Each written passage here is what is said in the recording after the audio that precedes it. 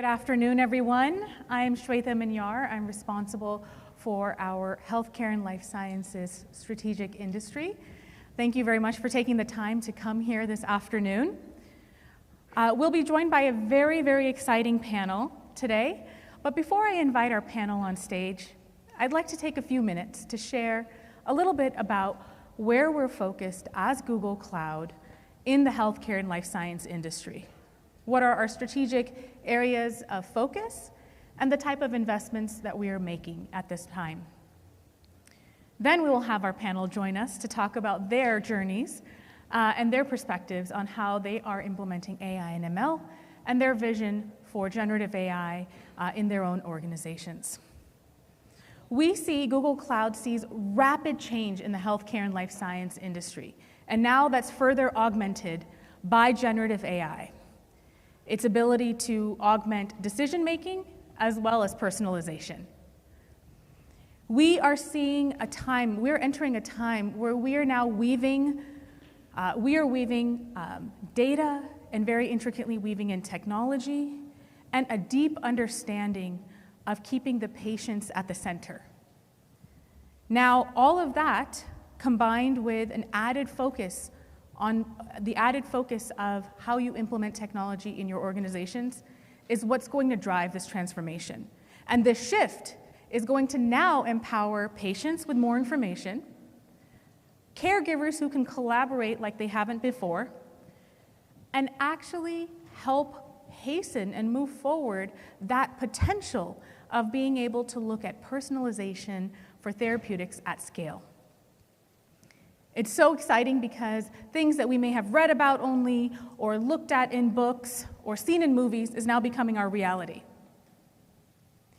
The era of transformation depends on two things, and you're going to hear about this in some of our conversation today.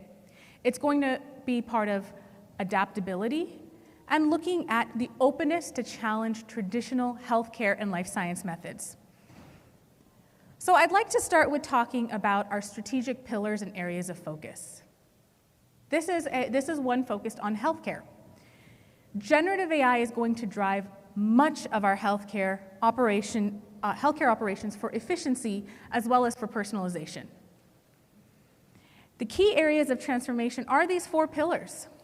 With digital experiences, we're seeing generative AI are now empowering intuitive and potentially seamless digital transformations and experiences that meet the ever-heightening expectations of patients. Care delivery, workers are using now AI tools to boost employers are now using AI tools to boost worker productivity. That can be nurses, and that can be the actual care team. And it allows the caretakers and the caregivers to now focus their times on patients and enhance experiences. With sustainable operations, this is now looking at AI-driven automation to streamline processes and reduce costs. And member and patient outreach. That is, how do you look at marketing campaigns that are going to be hyper-personalized? Within life sciences, the core areas of focus include personalizing experiences. This is pivotal in accelerating precision medicine. Think about opportunities such as synthetic data and therapy response modeling for patients. The second pillar is around looking at interoperable insights. This is when you can look at analyzing scientific literature, maybe across your enterprise. This is when you look for real-world data and real-world insights to actually make sense of the information that you have faster, looking at structured, unstructured, and semi-structured data. In a life sciences context, sustainable operations means for Google, how do we enhance and automate tasks for efficiency gains? We are looking within life sciences around supporting ESG requirements and supporting how do we support ESG goals as well as sustainability efforts as a whole, including tracking and being able to document in a much better way for these ESG requirements. And then lastly, we're looking at enriched customer interactions and experience.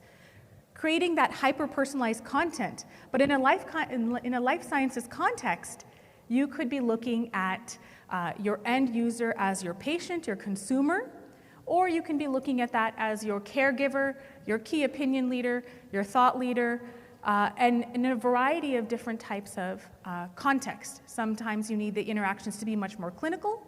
Sometimes they can be much more sales-driven. And so we're looking at these enriched customer reactions so that people can get the information that they want, when they want, and how they want to receive that information. And that's also when you're going to be looking at power AI-driven chatbots and assistants that are going to be used for engagements that feel very, very natural. So all of that drives into, well, where are we investing our time and focus today? Where is Google Cloud finding opportunities? And by no means is this an exhaustive list, but rather it is intended to be a reflection of what the market is looking for right now and opportunities where we see that there are opportunities to scale. So a few examples, I will not go through each one because we do want to get our panel up here sooner than later, but conversational R&D. Think about the AI-powered tools that are being used for research data and for the analysis. In our second column, you'll see we've got document report generation. You'll hear a little bit more about that during the panel, but the idea of also being able to efficiently search and understand complex data across healthcare and life sciences. So there is a use case and usefulness for both the payers, for their members, for providers, we're thinking about the caregivers, as well as for research, be that medical devices, pharmaceuticals, biotech, etc. Another great example in the third column is around customer service modernization. These are, creating AI assistants for these contact center advisors, looking at how do we improve response times. And lastly, content and creative development. Google, in its core, is a consumer-driven company. And so looking at AI tools that can streamline asset creation, freeing up time for creative teams in a life science context and a healthcare context has been instrumental for a lot of organizations. So we're about to embark on a fascinating discussion and journey about the intersection of technology, of data, and the future of medicine. And generative AI is rapidly shaping how we're going to be looking and understand diseases, developing these groundbreaking therapies, and how we're going to personalize care in the future. So get ready to hear from our expert panel that'll be joining me on stage here shortly to talk about the challenges that they see in this technological revolution, both in the healthcare and in the life sciences context. I'm excited to welcome our panelists on stage to share their journeys, their stories, and their experiences as we move through this transformation of generative AI and technology together. Please welcome the panel.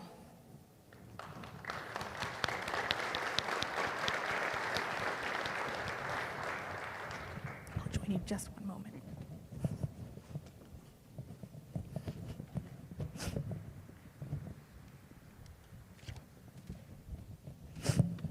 All right. So I've had a chance to share a little bit about what we're doing here in Google Cloud and our areas of focus in healthcare and life sciences. But for those who are here in the audience today, it would be wonderful if I could ask each of the panelists, we'll start with Ian, to share a little bit about yourself, maybe briefly for a moment about yourself, what you do in your respective organizations, and then we'll kick it off with some questions. Sure. So my name's Ian Blunt. I'm the Vice President of Advanced Analytics for a company called Highmark Health. And we're what's known as an integrated finance and delivery system. For anyone that doesn't speak healthcare, that means we own a health insurance plan in the form of Highmark Inc., who are the blue for Pennsylvania, West Virginia, Delaware, and New York. And we also own a provider arm called Allegheny Health Network that are in Western PA. And my group provide data science and analytics services for both of those arms, a few of other business units as well. And from time to time, we get to bring them together and do this exciting thing we like to call blended healthcare. Great, thank you. Kathryn. Thank you for having me. My name is Kathryn Lang. I represent a company called Freenome, which is a clinical stage biotech based in South San Francisco. We are one of the medical device manufacturers involved in this really quite exciting world of circulating tumor DNA testing.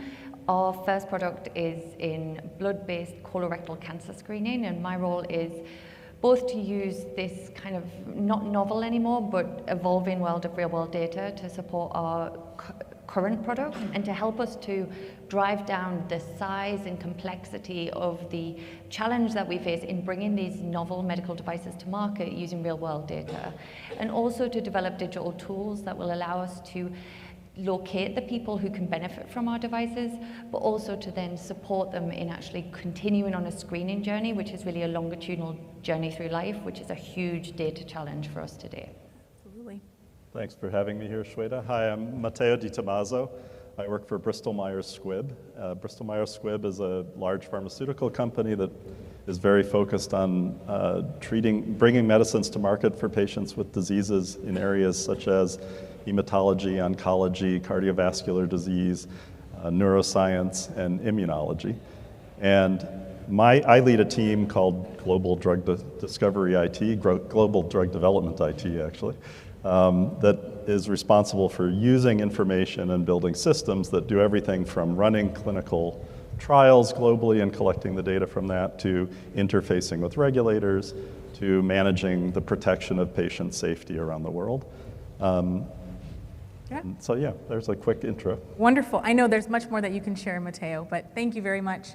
So let's kick it off. My first question is actually for Kathryn, to talk a little bit around the clinical trial space. And it's where do you think that we are on the adoption curve around clinical trials? And I think that you have a very unique perspective coming from Freenome, so I'd love to hear that. Yeah, I think we have to preface everything with clinical trials are about the efficacy and safety of the drugs and devices that we take to patients. And so that's got to be our watchword in everything that we do. We do operate under the scrutiny of the FDA, and so we do have parameters in which we work. And so we can't completely sort of assign ourselves to AI today, especially not AI that is black box type AI. If we are doing anything with patients, then it needs to be something that's interpretable, that can be described in simple language, and then can be interrogated as to its clinical safety and efficacy. Where we are trying to implement some of the AI tools that we have today is certainly in the discovery and sort of knowledge determination from real-world data in particular. We've learned over the last 10 years that real-world data can really help us to get the trials built for the right patient population, and then can help us to extend that in the future, which seems like a limited resource right now, but it's growing with time. And I think the other thing is to really try to streamline some of the operational constraints that are in clinical trials. Clinical trials, like in device, are sometimes as large as 50 to 100,000 patients. And that means that we are negotiating contracts with every site, that we're doing all of this kind of administrative work. You spoke about it earlier. That's where we could potentially apply AI immediately today to get cost and operational resources down, which would mean we would get clinical trials recruited faster, data out faster, and new devices and drugs to market. So it sounds very administrative and boring, but that's really where we're trying to apply AI in the first instance. Wonderful. And one of the follow-on questions I had was, how do you look at the potential of generative AI in this context to future-proof or have a competitive advantage as you move forward here? So you partially answered this already. Yeah, I think where device in particular, device has this really kind of evolutionary curve. The first thing that we land on in device, and by device I do mean kind of diagnostics, and especially the next generation sequencing diagnostics. One of the things we've seen with AI is that, as I'm an MD by background, what we're trained in is pattern recognition, and I can pattern recognize to a certain extent, but the machine can see more than I can see. The Google retinoscopy scan, it performs very well compared to a clinician, but the machine can also see that the patients are hypertensive. My eyes can't see that. And so in the device world, what we're using AI to do is to tell us what are features, not bugs, in some of these massive data sets, particularly next generation genetic sequencing, that could help us to understand the biology and the evolution of these diseases that we can see, and potentially bring the new future of biomarkers, which up till now have required that we do kind of one-to-one R&D type studies, whereas now we can apply AI to these massive data sets, to these samples and real-world data banks that give us these clinically annotated, kind of future-proofed scenarios, and that's how Freenome has built our entire architecture. Fantastic. That's the plan, though, right? That's the vision. So wonderful. Right. Let's switch gears over to Ian a bit. I know Highmark's been on quite a cloud AI journey for the last years, and it would be great to share with the audience a little bit about the transformation journey that you've all gone through and are continuing to go through in order to be able to share a little bit more about how you've surfaced actionable insights related to your members. I think it would be great to provide that context and background to the transformation journey that you all are in. Yeah, absolutely. So I mentioned in the introduction that Highmark does the insurance side and the provider side as well. And that means there's a lot going on. So many different things. Healthcare is an incredibly diverse industry. Just the sheer number of different data sets and actions that can be taken and processes. It's one of the reasons that it's been quite hard to bring integrating system-wide integration to healthcare because it's so specialized. But we've got functions everywhere that range from the supporting identification of need within the insured population, making sure we've got the right solutions there, being able to deploy those solutions when, at the moment that the patients need them, not several months afterwards. We do some evaluation work as well, so we've got a learning system. We know which solutions are effective, which aren't. And we also get in the provider space as well, trying to integrate a lot of the information that they have so we can assist at the bedside as well as throughout a member's journey with Highmark. And we also put a lot of effort into efficiency tools as well. So even if we're not particularly guiding different parts of the member-patient journey, we can do whatever we need to do much more efficiently using data science, AI, generative AI techniques. Wonderful. And so can you share a little bit more about some of those operational efficiencies? Because what I'm hearing is you're talking not only about the members, but also your employees as your customers for the efficiencies that you're looking at. Oh, absolutely. So there's a number of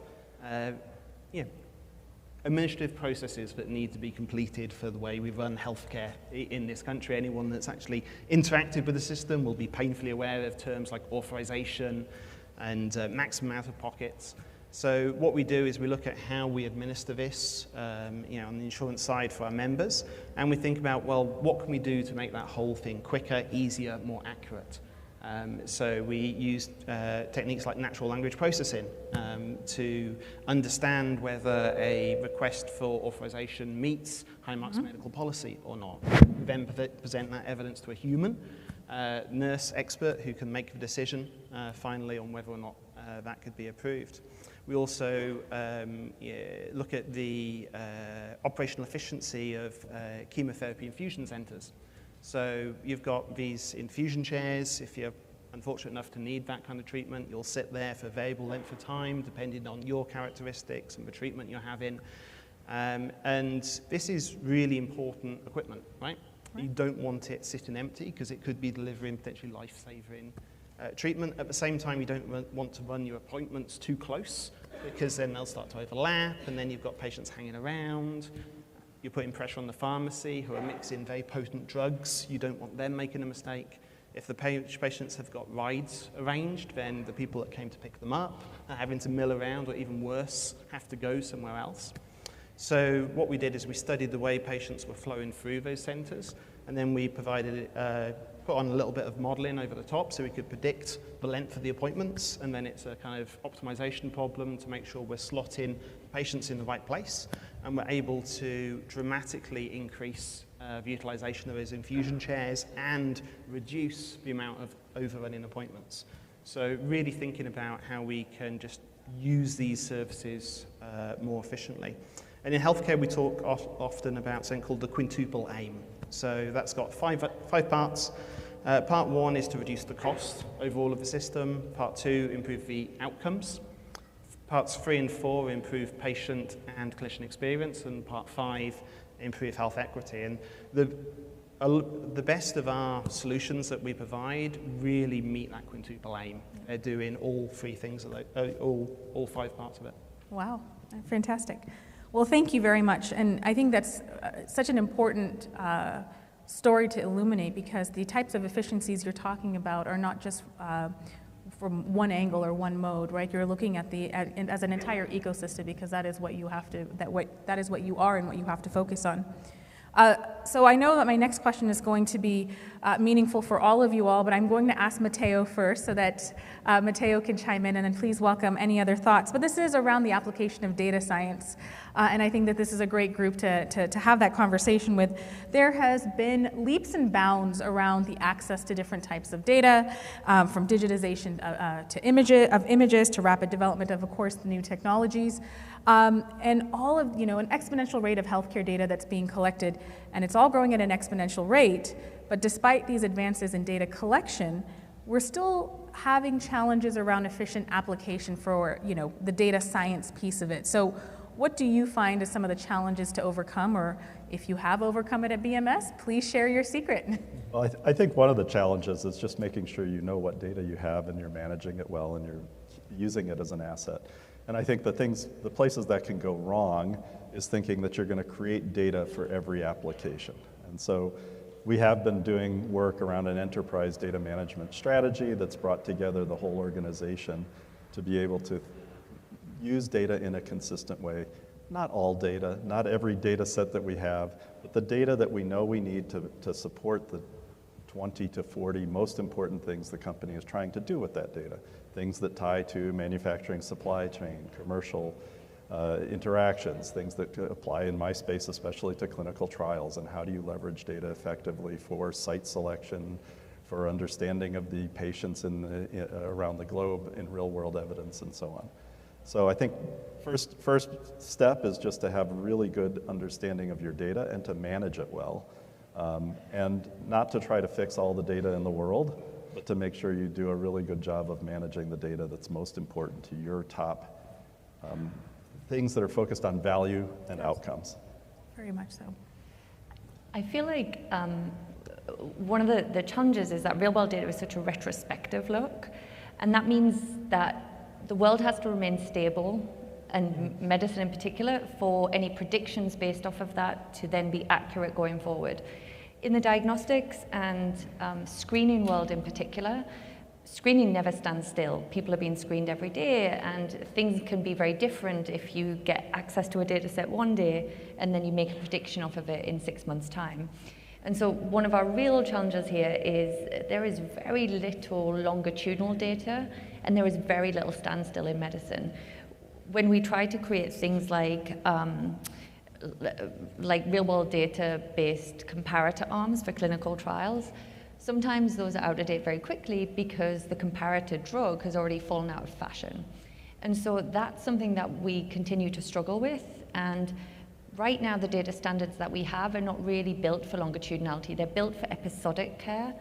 And so all of the kind of fragmentation of the system, the constant mobility of the system, means that it is not simply capturing kind of driving data, which those roads don't change very often. And so that's how AI can kind of make great strides in those places, whereas medicine will continue until we really think about what is the data that we're capturing, in what kind of format, and what are the standards we're applying, whether HL7 and FHIR are good enough for the future of generative AI to really be magnificently captured, I think remains quite a question today in medicine.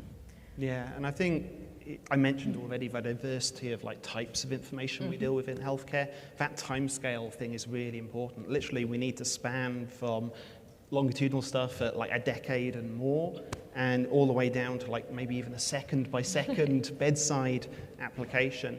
And all those data typically are collected by different parts of the system, especially when you're going into the really longitudinal sets.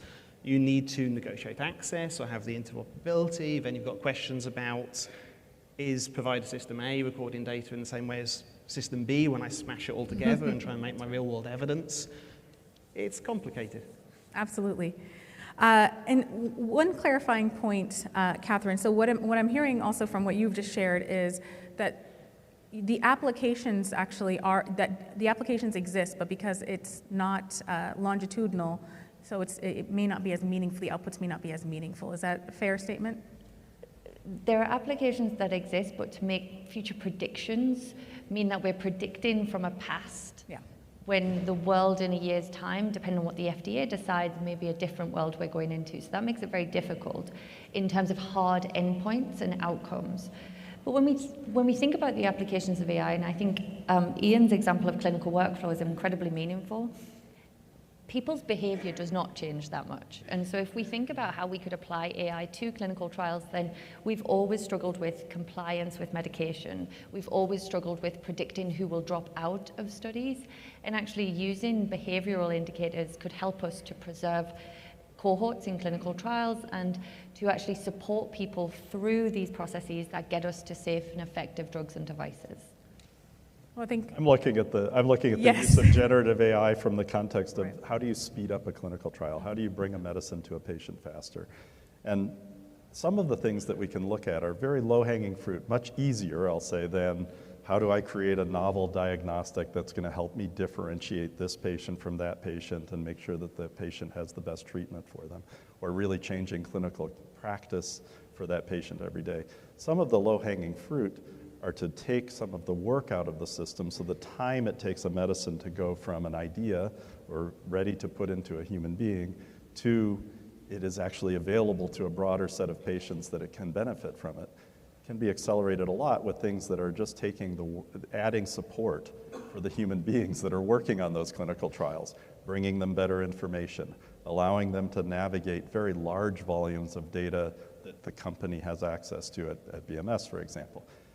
One of the ways that we've been doing that is by automating the ability to write some of the 150 documents that are created in order to support clinical trials. That's 150 types of documents. The number of documents that a typical clinical trial generates are numbered in the thousands or even tens of thousands.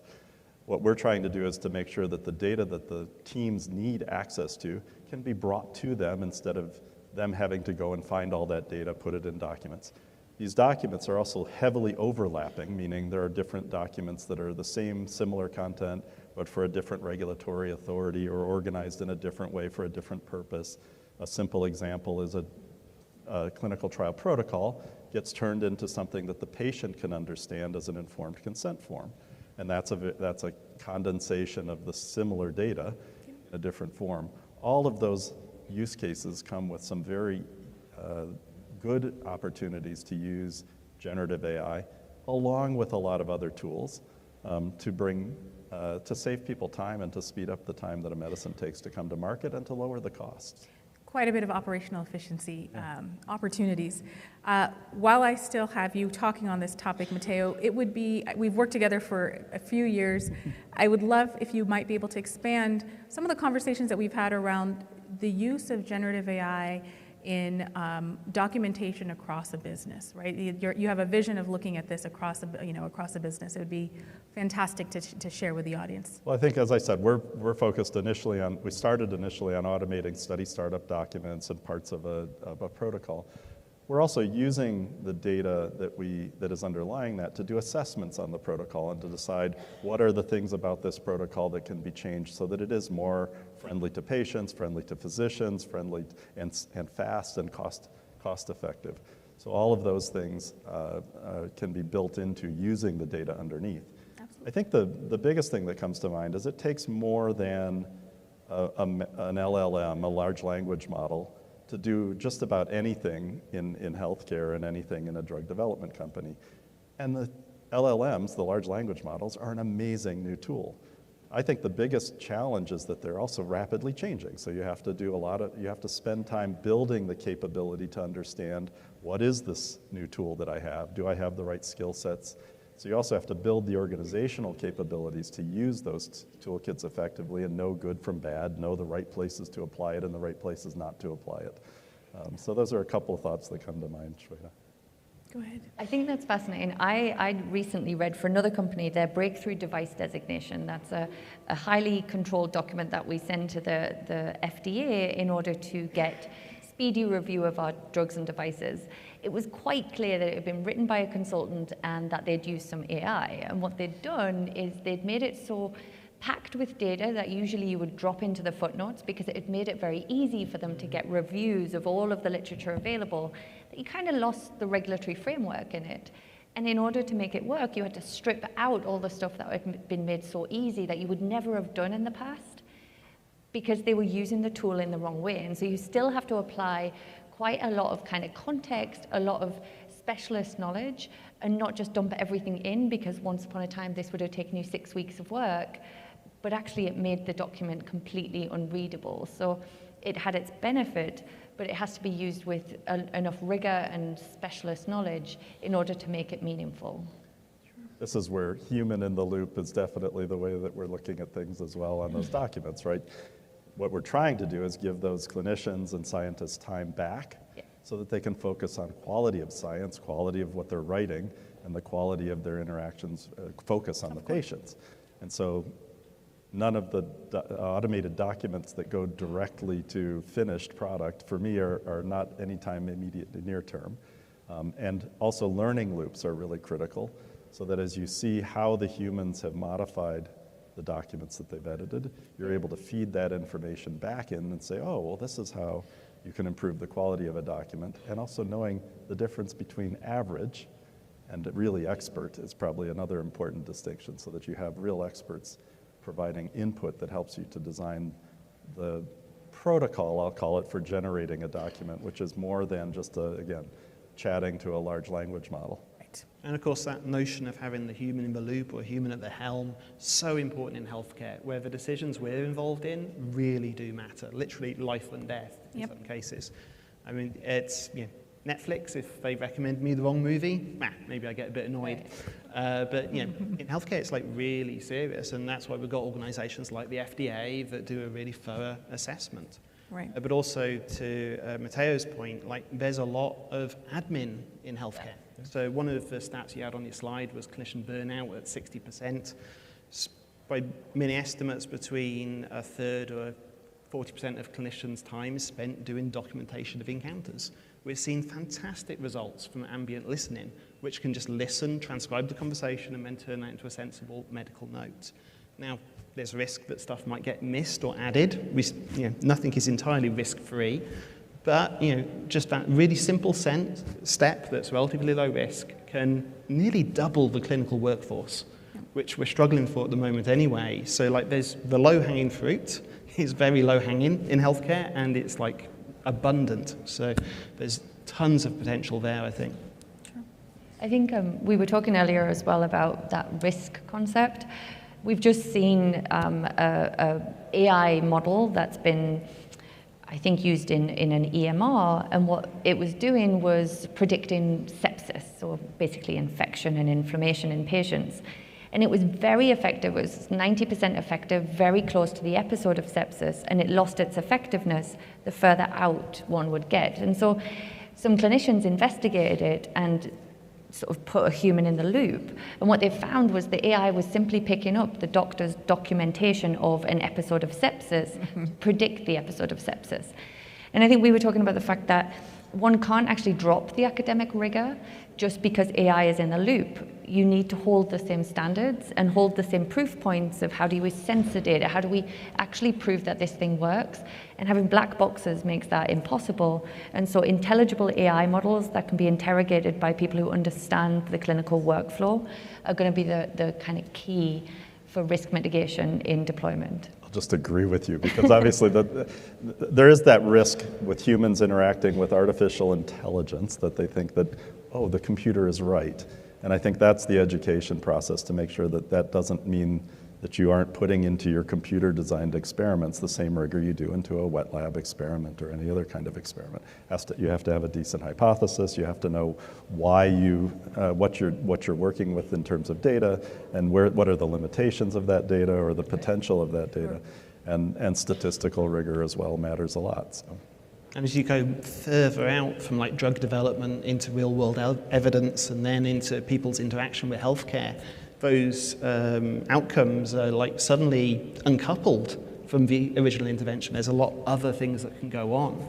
So if I'm to predict like how likely I am to end up in the ED in the next 6 months, well, there's a lot of things that can drive that. So some of the approaches we need to gauge the effectiveness of those models and some of the expectations of those models, those change as well. And it's really important that we're incorporating all of these things as we still reap the benefits of like latest advances with data science models. Absolutely. And Ian, to stay on this and to stay on the point around the human in the loop, one of the things I said earlier was around, in order for us to move forward in this era of transformation, we do need to be willing to be open and challenge some of our traditional models that we've all been working with in regards to healthcare and life sciences. You all have been integrating and getting your hands on and spinning up quite a lot of pilots, and have a lot of experience. And maybe you can share a bit more about some of in regards to the transformation, and now with the Epic instance on Google Cloud, maybe you can share a little bit around your plan to enhance the member and the provider experience, but also kind of thinking about it culturally, how you've spun up the variety of these pilots as well. Yeah, so, I mean, as I mentioned before, like there's a lot going on within our organization. We're kind of there to go and help with any of those individual kind of pain points in any of our processes. And that means we're dealing with lots of different types of situation. We need to come on board, understand what people are actually trying to achieve, and then think about how we can use our techniques to make that better. And I think one of the things that we've kind of learned over time is how to have that agile backlog of use cases that we're working, thinking very much about how we value that and use that value to prioritize it. Remember, quintuple aim value as well. It's not just dollars. But also knowing kind of when, for whatever reason, that use case isn't ready yet. So we call it fail fast, fail forward. And then we can move on to something else and try and improve it. So definitely having a range of things that is possible to do, and then making sure we're pursuing the ones that are giving us a reward, and always remaining open to adding new things on as new techniques like generative AI become available. It's also about incentivizing the right behaviors if you really are going to be embracing that fail fast, fail forward mentality. Definitely. I mean, it's been awesome. Like the last year, everyone talking about artificial intelligence and yeah, this is my topic. But also having to explain artificial intelligence to a lot of people who seem to think it's some kind of magic that we can just ask for Gen AI. The classic really is, I mean, it comes back to something you were saying earlier. To do this stuff well, you need a really good data foundation. Right? You've got to have your data in the right place, well understood. If you don't, you're going to have a slog. And you need to, as Matteo started, work out the most important bits and put them together and start there. You also need really well-formed use cases. So the business with a really clear idea of what they need to do. In my past, I've had people come to me and say, I need a predictive model. I'm like, do you though? What are you actually trying to achieve? Tell me what you want to be different, and then we'll sort out maybe the predictive model is the right way to do that, and I can build those all day long. Or maybe it's something else we need to change in the system that we can, again, help you with realizing that. I think conversations, to add on to that, Ian, the conversations that start with what are the technology, we have these cool technologies, what they can do, are really the wrong conversations. You have to start with what is the outcome for patients, or what is the outcome for the company that we're trying to achieve, and then work backwards towards the technology. We have an amazing collection of technologies, whether it's mobile sensors or AI or generative AI more recently, and just some basic automation kinds of capabilities that have been around for a long time. Putting all of that together to solve a problem, it really is more the focus on the problem these days. It's not a matter of whether we can solve some of these problems with the technology. It's a matter of, are we going to put our effort into it, and are we going to do it? Because if you put the people focused on it, you will find ways to, if not solve the problem completely, solve it partially and make it easier for the humans that are working on those problems to solve them. Yeah. Maybe a bit of a twist for you, Kathryn. Same thing around the culture piece, but what do you see as barriers from Freenome's perspective? What are some of the barriers that you're seeing on adopting AI? Whatever subset of that AI I'm referencing, but there's probably a cultural component of that, and there might be other barriers that you see as well. Well, I work in Silicon Valley, so if you say AI, people run at you in droves. I think I often say that, I think to both of your points, The whiz-bang technology that we work in the next generation sequencing space is kind of meaningless in the actual context of a patient and a doctor interacting.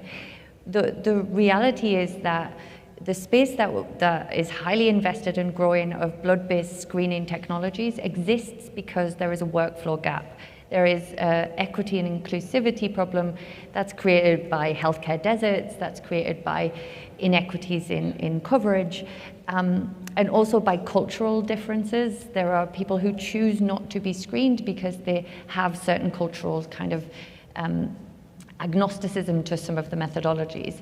And so we have to try and apply the problem to that space as well, which is what are the behavioral factors that stop somebody from being screened, and then how can you appropriately apply these whiz-bang technologies coming out of the laboratory to the right people. I think that's kind of different from drug because you have a need, but finding those people is still necessary, but screening is this very special space that has this genuine benefit. I spent 10 years as a bone marrow transplanter with the kind of hardest to treat leukemias.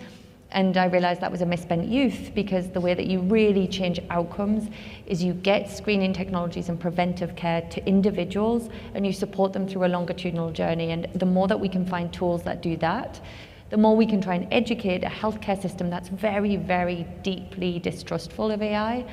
And we can try and support them in that clinical space. To your point, it's actually the doctor-patient interaction that should be supported first. The whiz-bang technology can stay in the lab and be assessed by the FDA, and we help to actually drive better clinical workflows so that the end user is the person. It's not the provider or the health system or the payer. Fantastic. So these incremental proof points are going to be, I think, key as well, right? As you're thinking through this. As I'm looking at the time that we have left, I will do one lightning round question for each of you. You can answer this from a personal perspective or a professional representing your organizations, but where do you see the next 5 or 10 years? What do you think is going to be the most profound impact that generative AI will have? And you can talk about this in a personal context if you have some story, or you can talk about this from your own organizations in the context of healthcare and life sciences. Yeah, so I think Gen AI, I think in 5 years we're going to get to grips with its capabilities, what it can do, what it can't do. And it's what it does really well, and we've seen a number of examples of it doing things really well. We're going to get used to that being really embedded in our day-to-day lives. So maybe we'll have personal AI assistants. Certainly, I think there'll be a lot more natural language-based interactions with large data sets as well. And I think the ability to just capture so much more data in a usable form is going to be something that it finds uses across the board.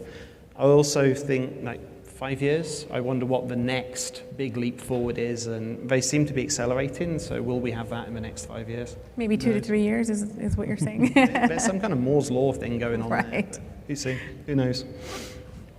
Yeah, this rapid acceleration that we're seeing, I might not have said this 2 years ago, but I think in the next 10 years, we have a terrible dichotomization of population health and then individualized care. And I believe we will perhaps bring this closer to the center. Right now, I work in the world of preventive care, which is really population norms applied at the individual level. There is this potential in the next 10 years, if we can create better data standards and we can get longitudinal data, layer lots and lots of data on top of just basic health data, we could potentially get to individualized predictive health. And that could be very, very interesting, especially in the space of cancer and non-cancer screenings, to really get to somewhere where all 4 of us on this stage right now are governed by population health. But in reality, all of our exposures and risks are individual. And I do believe that in 10 years' time, we could get to that point where each of us goes on our own preventive journey. Lovely, thank you. And I'm going to agree with Ian probably that it's very hard to imagine what 10 years is going to look like from now, so I'll stay on the shorter end of things and say that I think that in the near term, I will be very happy if we can profoundly impact the number of medicines that are coming to market and the speed with which those medicines that are in pipelines today come to the market. Fantastic. Thank you.